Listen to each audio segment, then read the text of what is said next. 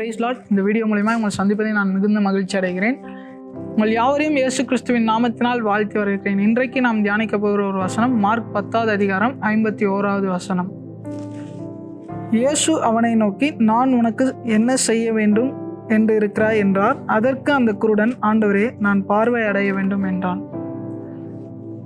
இந்த அதிகாரத்தில் நாம் நன்றாக தெரியும், இந்த 46வது வசனத்திலிருந்து அந்த எண்டிங் வர்ஸ் ஒரு குருடன் இருக்கிறான். அந்த குருடன் வழி அருகே உட்கார்ந்து பிச்சை கேட்டுக்கொண்டிருக்கிறான். அந்த குருடன் இயேசு வருகிறார் என்று கேள்விப்பட்ட உடனே, இயேசுவே, தாவீதின் குமாரனே, எனக்கு இறங்கும் என்ற சத்தமாக பண்ணால் அந்த குருடன் கூப்பிடுகிறான். இயேசு அவனை அழைத்து வர சொல்கிறார். ஆனால் இந்த இடத்தில் நாம் ஒன்றை புரிந்து கொள்ள வேண்டும்.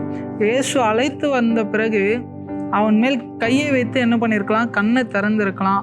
இல்லை, அவன் கண் திறப்பதாக என்று சொல்லி என்ன பண்ணியிருக்கலாம்? அவன் கண்ணை திறந்திருக்கலாம். ஆனால் இயேசு இதை எதுவுமே செய்யாமல் அவர் அந்த இடத்துல ஒரு கேள்வி கேட்கிறார், நான் உனக்கு என்ன செய்ய வேண்டும்? நான் உனக்கு என்ன செய்ய வேண்டும்? ஸோ இதுலேருந்து ஒன்றை நாம் புரிந்து கொள்ள முடியும், அவர் நம்மளை விசாரிக்கிறதையும். ஒருவேளை இந்த காலை நேரத்தில் நீங்கள் என்னை விசாரிக்கிறதுக்கு யாருமே இல்லைன்னு நினைக்கிறீங்களா? அவர் உங்களை விசாரிப்பதற்கு, அவர் உங்களை விசாரித்து கொண்டு தான் இருக்கிறார். மேபி நீங்கள் அதை ஃபீல் பண்ணாமல் இருக்கலாம், ஆனால் அவர் எப்போதுமே உங்கள் வாழ்க்கையை விசாரித்து கொண்டு தான் இருக்கான். அன்றைக்கு இஸ்ரவேல் மக்களை எப்படியெல்லாம் விசாரித்தாரோ, அந்த 40 ஆண்டு வனாந்திரத்தில் எப்படியெல்லாம் அவங்களுக்கு எல்லா தேவையும் ப்ரொவைட் பண்ணாரோ, அதுபோல் உங்கள் வாழ்க்கையும் அவர் விசாரித்து உங்களுடைய தேவையும் அவர் நிறைவாக்குறார். ஜாய்ஸ் மேன்ற ஒருத்தவங்க ஒரு கோட்ஸ் அழகாக சொல்கிறாங்க, God cares about everything, so feel free to talk to him about anything. So feel free to talk to him about anything. God cares about everything. அவர் எல்லாவற்றையும் பார்த்து கொள்கிறார். நீங்கள் அதை பற்றி கலங்காதீங்க.